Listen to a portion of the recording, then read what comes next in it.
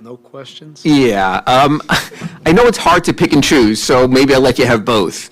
The attack mode of Bam at the end, where he was relentless on that end, or the dogged defense by Jimmy and what he did against Devin, who was just pulling shots out of anywhere. When you look at those two factors, does either one stand out more or both necessary? Well, they're all necessary. I mean, those two guys are really the foundational heartbeat pieces, to our team. We follow their warrior spirits. They're just so tough. They're the epitome of being two-way basketball players. Bam does so many things for this basketball team that are obvious, and then there's equal amount of ones that the average fan has no idea, how he impacts winning. He anchors our defense. We can and have to do a lot of different schemes that he's able to execute at the highest level in this league. And yes, his assertiveness has been happening, and it's all been happening within the context of what we do. But him getting to the free throw line, him being able to put pressure on the rim, at the paint, on their defense was such a key factor going down the stretch. And those emotional boost plays, that he and Jimmy both just have a knack for. Jimmy, on the other end, really, he gives us that coherent trigger going down the stretch where we know where we can get the ball to. And then, from the very beginning of the game all the way to the end, Jimmy's not ever shying away from guarding the other team's best player. And that's the definition of a true two-way competitor. And Booker is a handful, as we all know. He's so skilled. He can get to wherever he wants to go to. He's got a great knack for putting the ball in the basket at all three levels.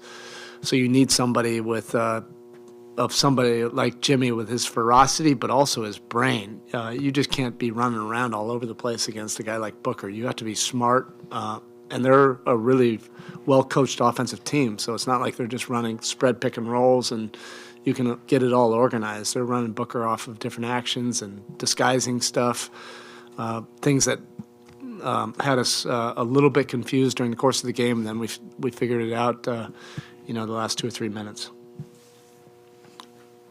Two things. Jimmy, was it his decision to pick up Booker in that last 7-minute stretch there, or whose decision was that? From the tip. I mean, he wasn't there. Count the possessions. I don't know if there was many possessions where he wasn't guarding Book. That's Jimmy Butler for the course of his whole career. And look, you get veteran players after a certain period of time.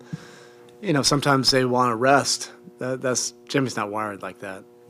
He comes alive against the best challenges in the league, and that's just who he is. He's a total throwback.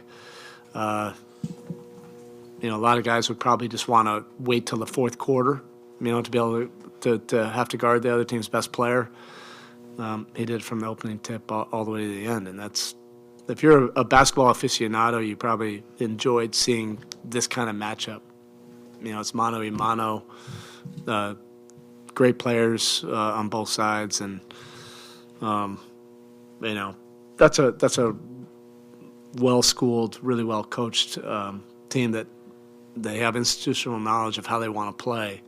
So to be able to grind out and get a win after being down double digits just shows that we're starting slowly to develop the necessary grit and perseverance that's required in this league. And then you mentioned how hard it is to guard them and, kind of rough defensively for portions of that game, but how important is it to you guys to win the game with a defensive possession? Yeah, I just think all of it. We had to make a bunch of plays on both sides of the floor under a lot of context and pressure. I think those are great moments for your basketball team.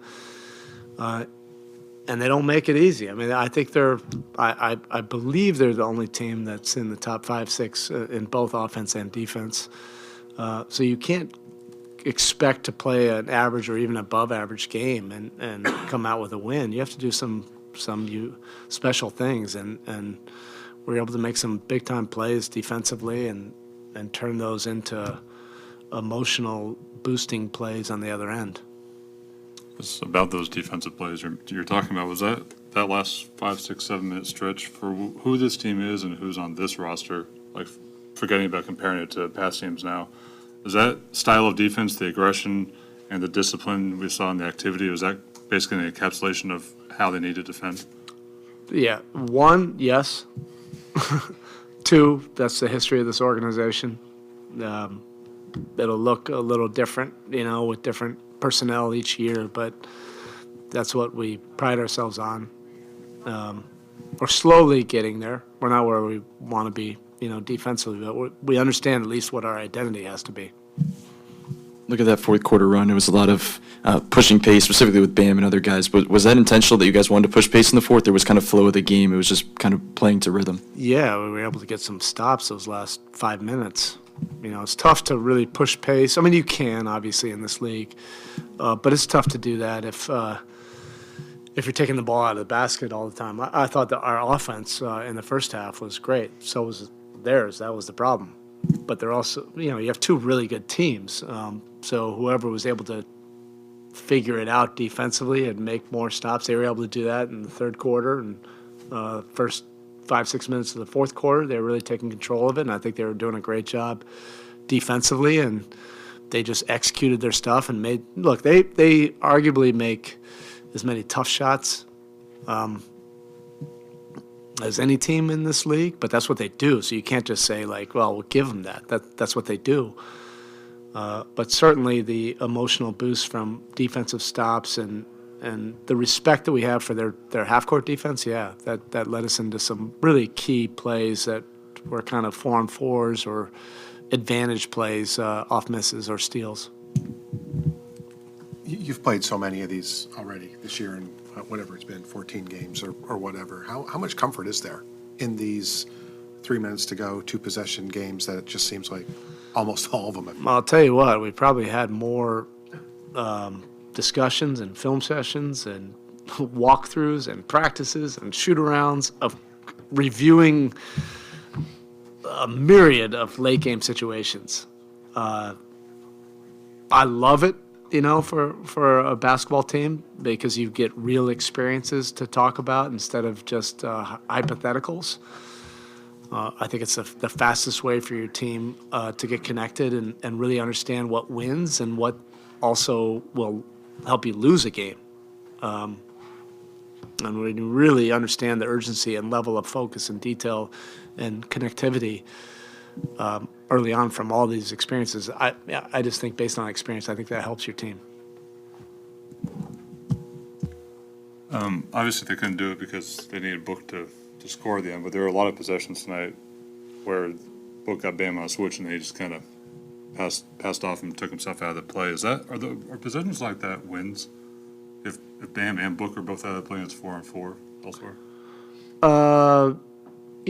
Maybe potentially tonight. They were down a guy. I mean, they're down a Hall of Famer. That makes a difference. I thought their other guys played really well. It won't always turn out that way, but that's basically been the game plan. Probably, the last third of last season and then into this season. That's why we've probably had to adjust some things. Also based on the way this team is built. Erik, when Bam is that aggressive, when he's imposing himself on the game like he did during that stretch of the fourth quarter, not just defensively but offensively also, do you think that the guys on this team feed off that? Because it does seem like there's a different energy when that happens that tends to propel runs for you guys. He's just such a key player. He's such a winner. He's an absolute winner.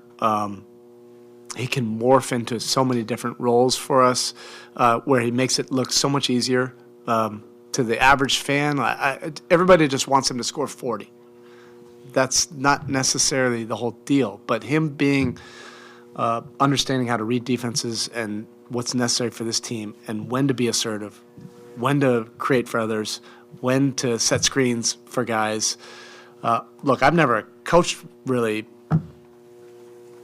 somebody where there's been so many different responsibilities and then so many opinions about what he needs to do, and basically it's all about that final line of the box score, that doesn't tell the true tale of how he's able to impact. But that assertiveness and aggressiveness to the rim, he's a rugged player at his finest, like Jimmy. They're really so similar, just in different positions. And when he's able to make those kind of aggressive plays in the paint, at the rim, get to the free throw line, and that sets up some other things for him. You know, he's really improved his pull-up jumper in the paint. That's a go-to shot for him. But he still creates so many opportunities for other guys as well. He's such a willing, serving player, and that's why everybody respects him so much in that locker room. It seemed like they were challenging Max a lot and keeping him from getting really open looks. What did you notice about what they did effectively, and did that lead to your decision to put him and Duncan in at the same time? No, we've been doing that basically all year with that second unit. I think that's the ultimate respect that Max now is starting to get to, and I think that helps our team. You really have to game plan, and I say this out of full respect to Max, but that's what he's earned now, that you have to cover what he does in a shoot-around. It's irresponsible if you don't. So you have to have a scheme for him coming off dribble handoffs, catch and shoots. When he sets screens, there's a lot of different things that he can do to help, our main guys. And then he also can just play off the ball and give guys space. But this is something he's really been developing and earning trust, with everybody, for a while. I love to see it. I love to see it now where teams are trying to take him out, specifically. I think that's a great sign of respect. Okay, thank you.